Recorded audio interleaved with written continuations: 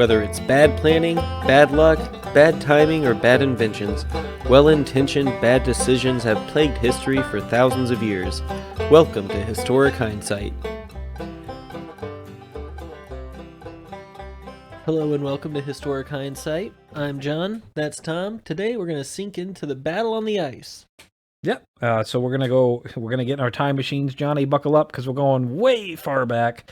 I think this is probably one of the older ones we've done, minus the Pope John the 12th episode. But we're going all the way back to April 5th, 1242. Ooh, way back machine. Way back machine. Yep.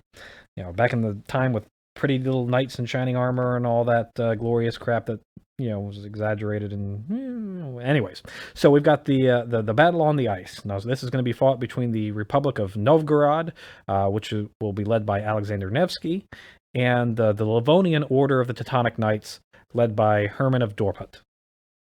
Clear enough? Clear enough. So think of this basically is going to take place in what is modern-day Estonia, but essentially it's early Russia versus early Germany, kind of. Okay. Very Eastern European. Yes. Modern day. Yeah, and it's going to be a part of the basically the Northeastern Crusades. So when the Catholic, Holy Roman Empire decided it was a great idea to spread our Christianity to Christians who didn't believe in their Christianity.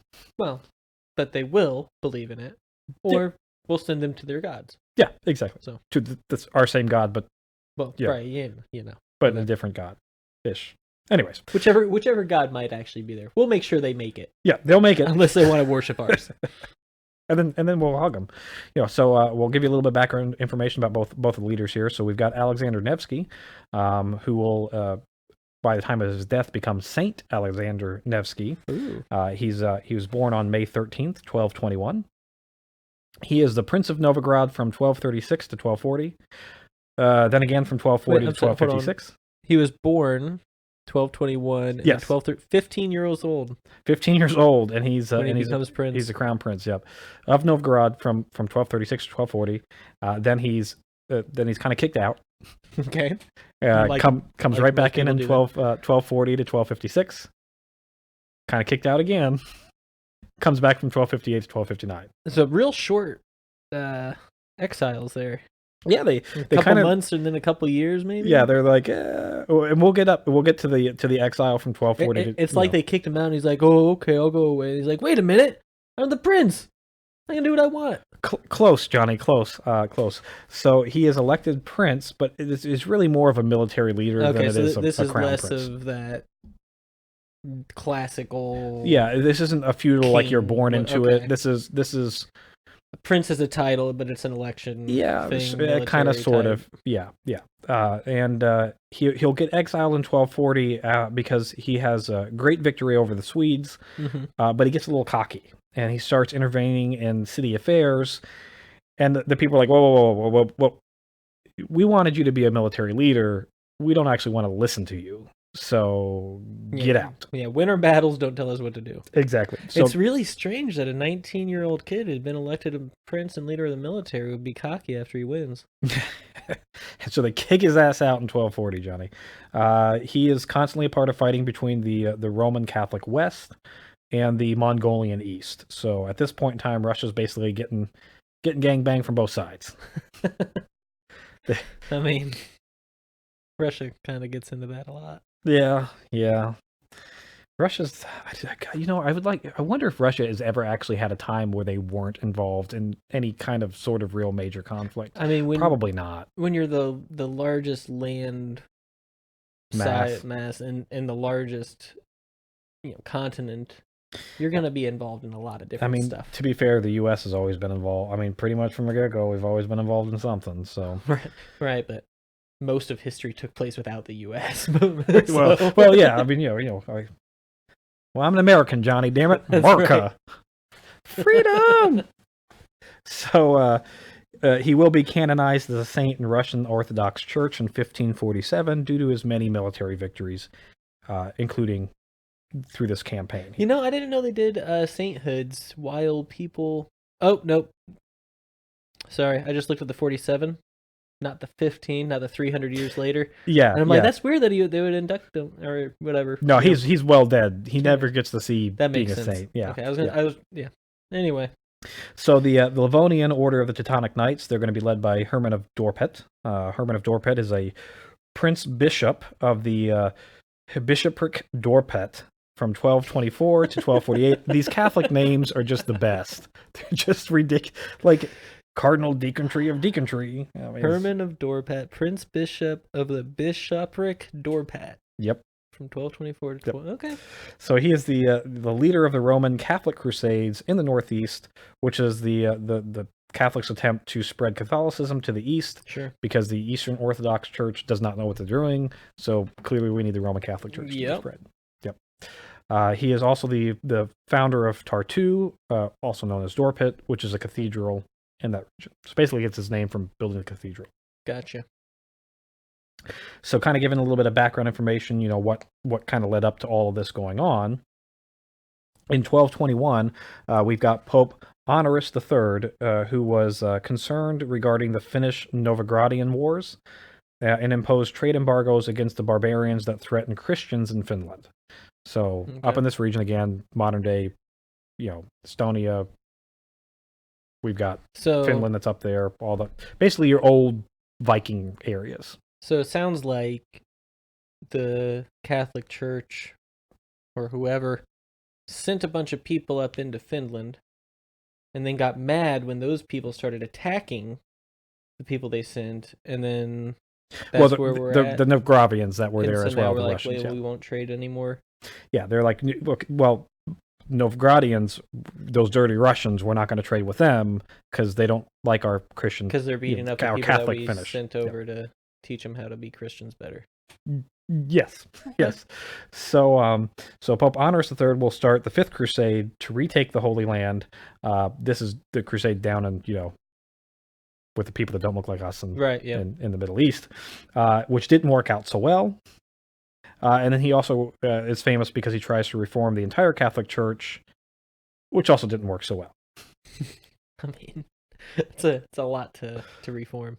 The Pope Honorius would go on to request the Livonian Brothers of the Sword to protect Finland. So this is an order of they're not Teutonic Knights yet, but they're military military priests. Okay.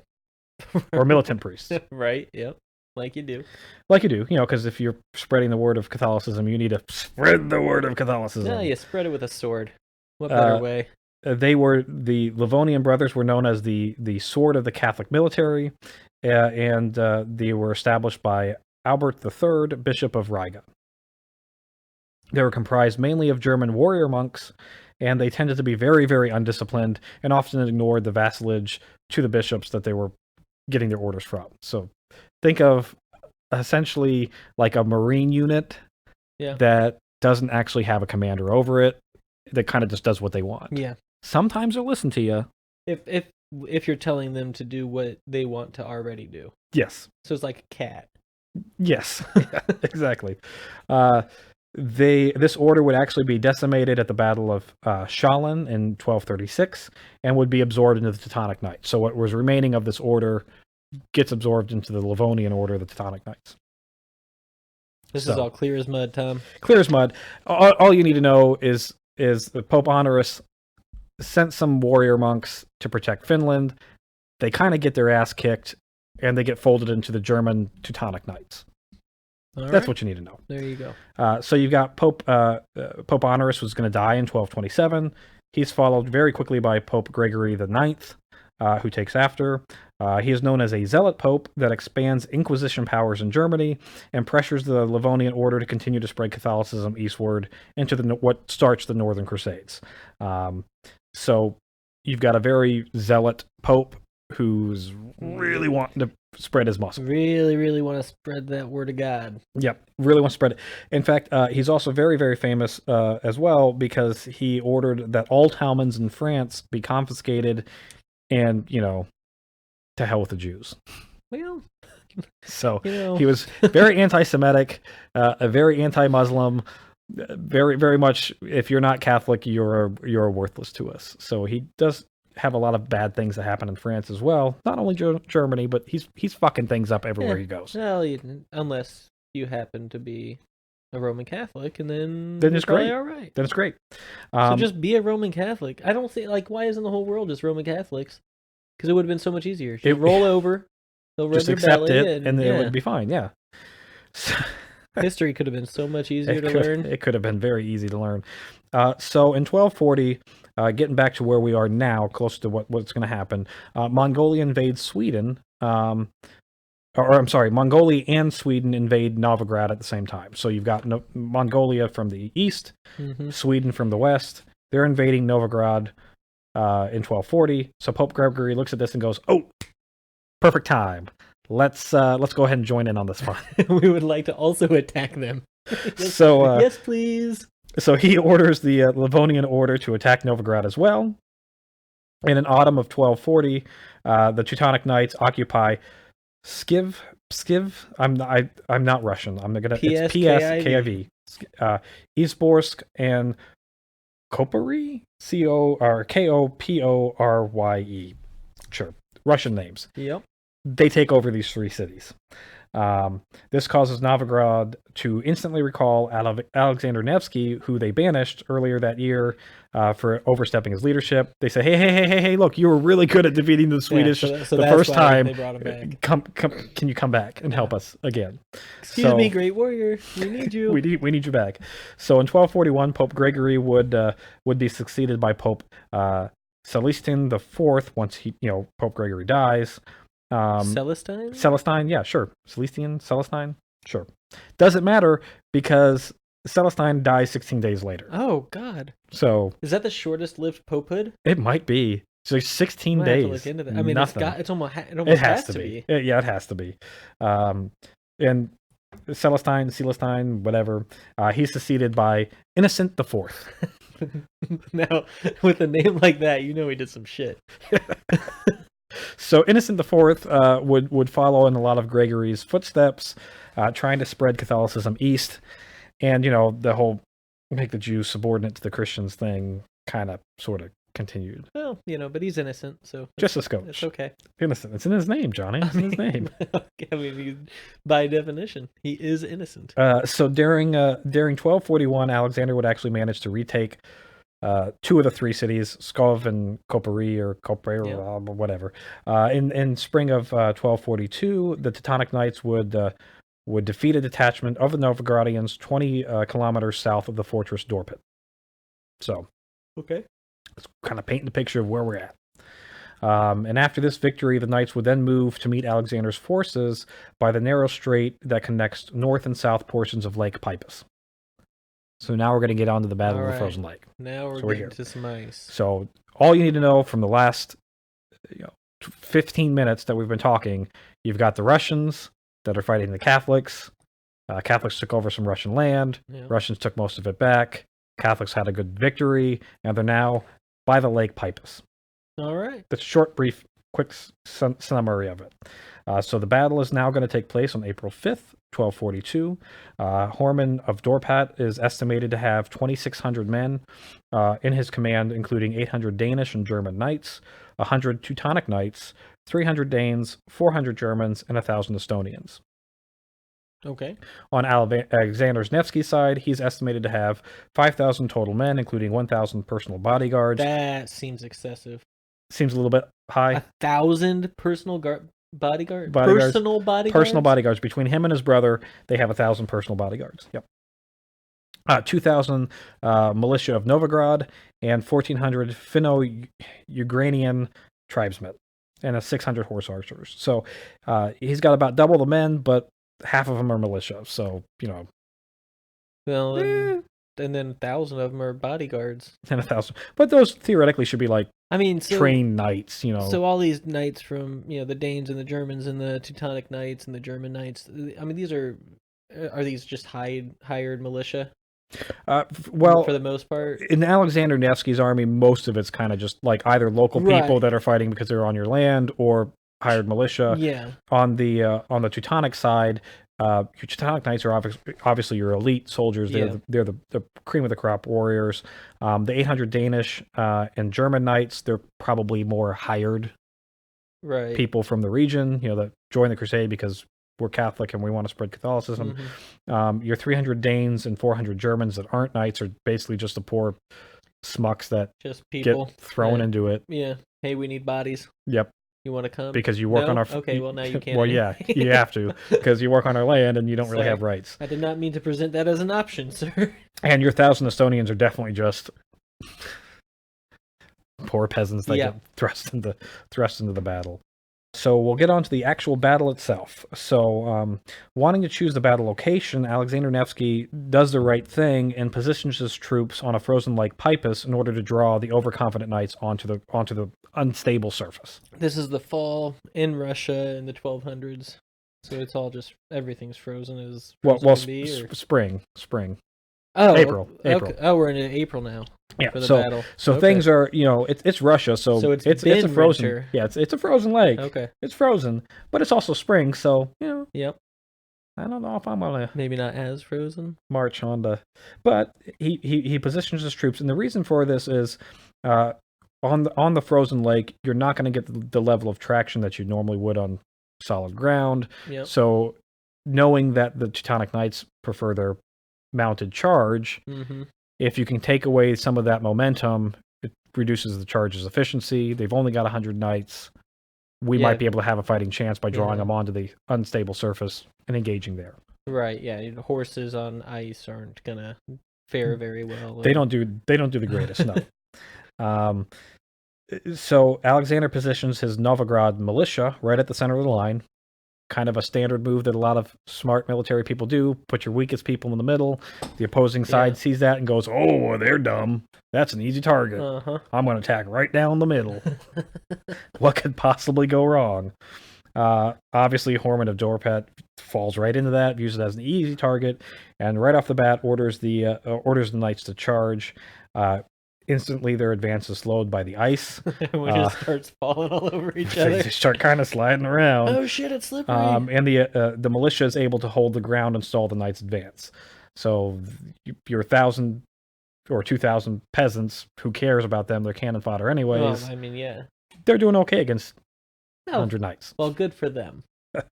So Herman of Dorpat realizes that this didn't work out quite the way that I want. So instantly orders in his reinforcements. So basically, send them all in. Send everybody. Wait. So it's not going well. Nobody can get traction, and we're kind of losing this. Let's just go ahead and continue to send more people. Send everybody. So send them all. The exact opposite of what was going on during the Civil War, where they're like, "Hey, we're winning. Let's back off." Exactly. Okay. Yep. So but also still the wrong decision. Yeah. Both decisions not great. Maybe just stop. Reevaluate the system, a situation, and try a different tactic. But no, we're all in. So the battle very quickly turns into a very, very violent close quarter combat. You've got the heavily armored Teutonic Knights that are being stalled, and the lightly armored militia of Novgorod is a little bit more mobile and not as susceptible as slipping and falling on their ass. Right, yeah.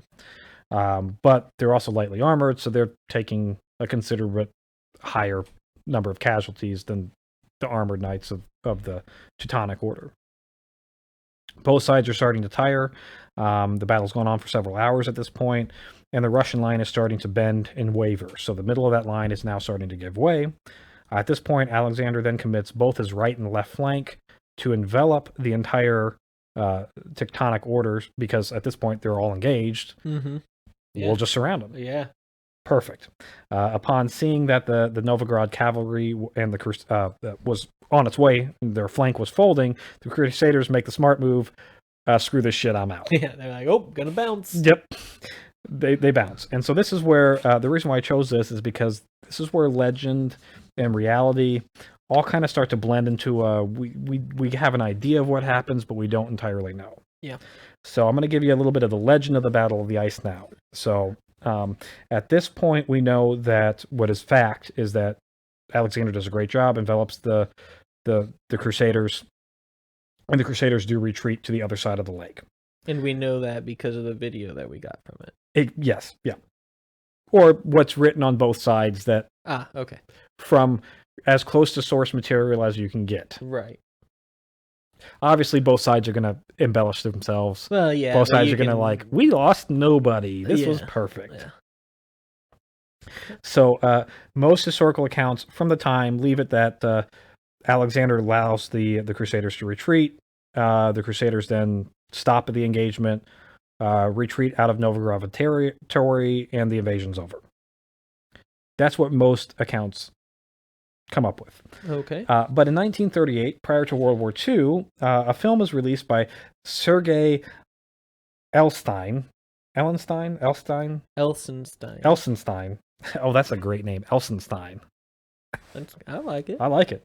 The film is entitled Alexander Nevsky, and reports that after the Novgorodian forces are pushed back, or after they push back the Crusaders try to regroup on the far side of the lake, but the heavy armor of the Teutonic Knights causes the thin ice to break, drowning countless Crusader forces. So this is where the myth of the battle on the ice gets started, where the whole idea of these heavily armored Teutonic Knights drown because of the thin ice, but the smart Russians who don't have heavy armor live on to fight another day. Brilliant. I love that they were able to fight for hours before the ice broke. But in the retreat, the ice breaks. But then all of a sudden, it breaks. They must have really warmed up that day. And it's 1938 in Russia, Johnny. What's happening in 1938 in the world, you know? Huh.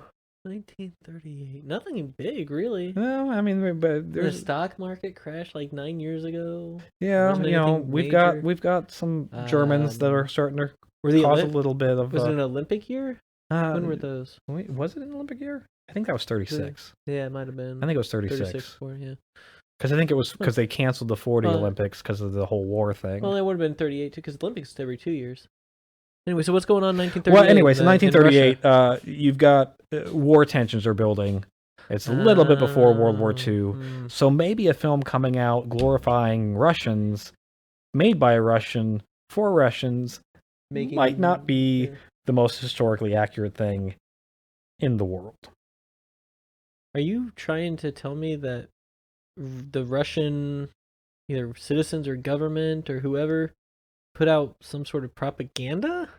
Yeah, it looks that way, Johnny, because prior to this 1938 movie... The Russians, Tommy? Yeah, the Russians. Propaganda? So prior to this 1938 movie, Alexander Nevsky, there is no historical written record of ice breaking and large numbers of knights drowning. Yeah, and you can bet your ass people would have written that down. Oh, yeah, they sure as shit would have. So we're pretty sure it's propaganda, and we're pretty sure the ice never actually broke. Oh, what a bummer! None of the first-hand accounts mention anything like this. So the aftermath of this battle, like we said, we do know that the Novgorodians won, or the Russians won. So it turns out this was just some other battle in history that happened. Kinda. So we're a little bit in the dark because this battle has been linked to it's partly why he gets his sainthood, because he stops the whole, Western invasion of Russia. He's kind of put up onto a pedestal. Okay. This is the battle that's pointed to the ceasing of the territory being invaded. We don't actually have a hard count on any of the forces that were actually engaged or any of the forces that were actually lost. In fact, there are no records that exist for the Novgorodian forces that were lost. No casualty list at all. Weird. That is weird. They doubled the number of the Teutonic Knights or the Crusaders, but we have no record of even one person dying. Oh, how strange. Weird. It is strange. But according to the Livonian chronicles that are of the knights' orders in this region, what's written record, they do say that 20 knights fell and 6 were captured during this battle. Now, did it say 20 knights fell through the ice? No, it just says fell. That would have been good. That would have been telling. We could have known if it was whoopsie, our armor was too heavy and we drowned, kind of thing.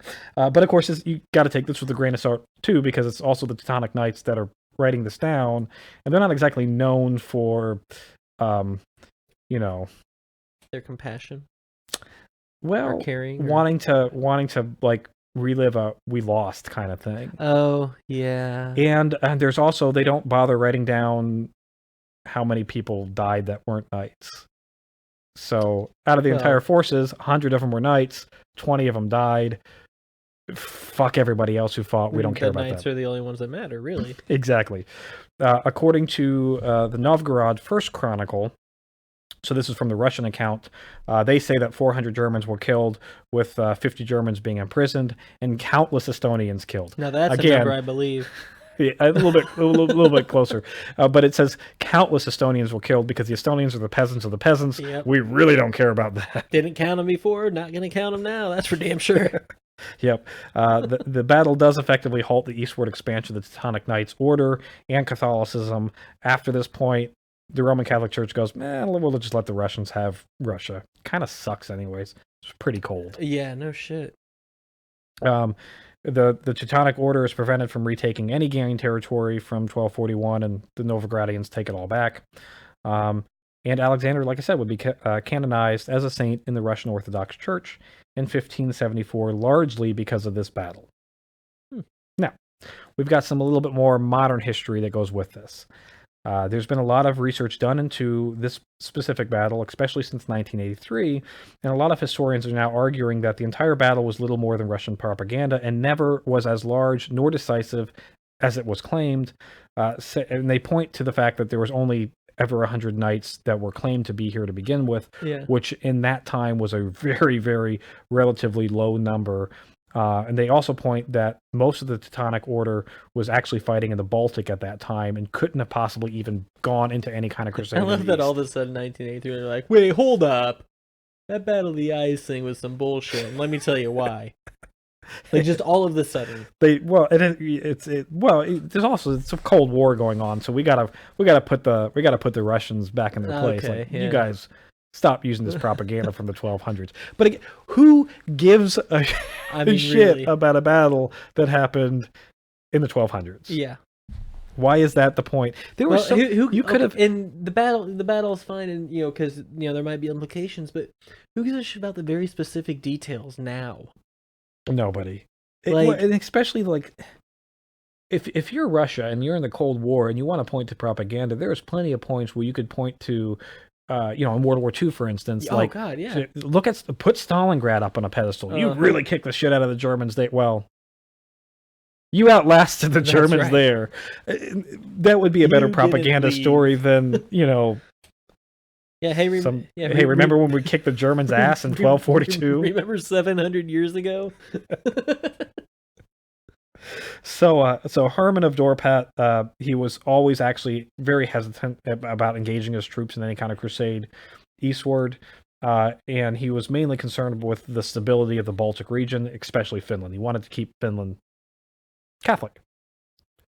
But the Pope commanded, so, shit, I got to go and engage war. So the other historians from 83 kind of point out he was always hesitant about it, never really wanted to do it to begin with, and just kind of did a half-assed show of, I tried. Look, I tried, yeah. Like when you tell your kid to eat their vegetables and they move it around a little bit and then stick a little in their mouth. I did. I tried it, I ate it, it was good, it was fine. Don't like it, don't want to keep doing it. I'm full. But, yeah. That's the battle on the ice. We hope you enjoyed this episode of Historic Hindsight. Every week, we take a look at some of the major events that took place during this week in a segment that we like to call This Week in History.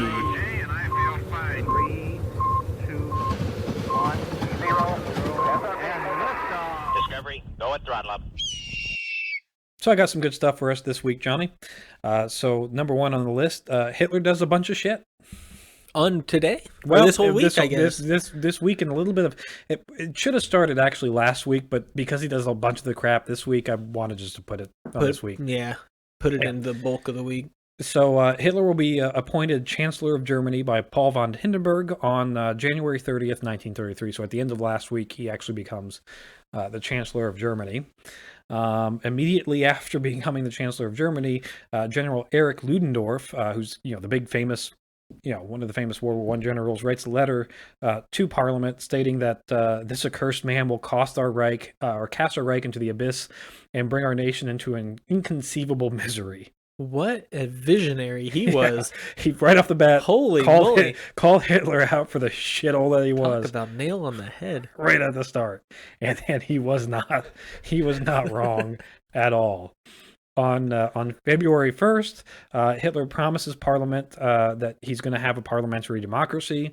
And on February 2nd, he dissolves the German Reichstag, which is the German parliament for the parliamentary democracy. So he didn't wait long no, to go back on the... Yeah, he's like, guys, it's fine. I got you this parliamentary document, democracy. I got it. Yeah, we're good. We're going to keep the Until Weimar Republic tomorrow. will stay. Yep, tomorrow we're done. On February 4th, Hitler will wind up seizing control of the German army, and he puts Nazi party leaders in all key positions of the military. So he gets rid of the Weimar republics, the Wehrmacht, the military. He gets rid of all the officers in high positions, put Nazi officers instead, and takes control over the military. Wow. Just right off the bat. Can you imagine his docket? What that looked like that week? Like his calendar? Yeah, I mean, day number 2 in office, I'm going to get rid of democracy. We're going to go ahead and don't need that anymore. Don't need that. Day 5, we're going to go ahead and take over the entire army. Yeah, if I could go ahead and have some military force. Since we don't have a democracy, I'm going to need them to fight on my behalf. Yep. And to round out the week, on the 10th of February, he proclaims the end of Marxism, says no longer will there be Marxism. Take that, CCP, screw you, Russia. Marxism is evil and we're gone and it doesn't exist anymore. Got him. Okay, so our number 2 big thing this week is the first commercial cheese factory begins operation in Switzerland on February 3rd, 1815. This is indeed a very important week in history. It is a very important week in history, yeah. So February 3rd, 1815, and in Switzerland, the first commercial cheese factory. So obviously, cheese has been produced way before, but this is the first cheese that's going to be produced for the global market on a commercial scale. For all the bums that can't make their own cheese, now they get. Yep, we can get big time. Yeah, we're sitting here in the middle of Indiana. We can get Swiss cheese shipped right to our door in 9 short weeks. Beautiful. So, like I said, although the production of cheese can be found as far back as ancient Egypt, and likely even sooner, global production doesn't even exist until this point. So, Americans obviously, as you're excited about this being a great week in history, we can see that Americans went ape shit over this foreign cheese in 1851. The importance of cheese was not lost on the Americans. Yep, no, we loved it. And so by 1851, Jesse Williams of Rome, New York, he actually creates his own assembly line factory to reproduce this cheese on a large commercial scale for the United States. So 1815, we're starting to get the cheese imported into the United States from Switzerland. By 1851, we're doing it ourselves. Yeah. And we build our own damn factories. Yeah, we build our own damn factories to do it because this shit's so good. We need it now in higher quantities. This standardization and industrialization of cheese allowed it to actually spread over to Asia, Africa, and South America regions that previously were unexposed to the delectable, delicious cheese curds that exist. Could you imagine living for any amount of time and not without having cheese? Oh, God. Or even knowing that it exists. Or what it is. Yeah, but this week in history, we can thank Switzerland for kicking it all off for us from the commercial end. So our last and final thing that I got for you this week, Johnny, is at the Confederate Constitutional Convention. It's going to meet for the first time on February 4th, 1861. So 43 delegates from South Carolina, Alabama, Mississippi, Georgia, Florida, and Louisiana will assemble in Montgomery, Alabama, with the goal to create the provisional government of the Constitution for the Confederate States of America. Okay. The convention is going to last for 4 days, and the provisional Constitution is created in that time, and the Confederates States of America is officially born. It is signed on February 8th, 1861. It borrows very, very heavily from the Articles of Confederation, which is the U.S.'s first form of government after the Revolutionary War. Yeah. And clearly super effective and successful if we moved on to the Constitution of the United States. I mean, it worked. Yeah. Yeah, obviously. it was super successful. Wanted to keep it, and But it didn't work because it was very pro state rights as opposed to federal government. It had Which very is- limited federal government, which is why it didn't work as a And- federal government. which is why the They Confederacy liked it so much. really loved it. But they do also borrow some stuff from the U.S. Constitution as well. And it is this convention that Jefferson Davis is appointed president of the Confederate or the Constitutional Convention and the Provisional Government of the Confederacy. But this would only actually last for 31 days, this government, because the permanent Constitution of the Confederate States of America would be signed on March 11th, 1861. So this was like just a preliminary, being like a temporary measure. yeah, this was our pre-government, just to function until we can get the actual government kicked off. It did have a provision in it that it was supposed to last up to a year, but it lasted a couple months. Yeah, didn't need to. didn't need to. It just 31 days later, the actual Constitution signed, which is basically this provisional government almost to the T. It's essentially the same, and they still have Jefferson Davis is still kept as the president, not through any vote of the people in the Confederacy, but who cares? Who needs a vote? Who needs a vote, right? And that's This Week in History.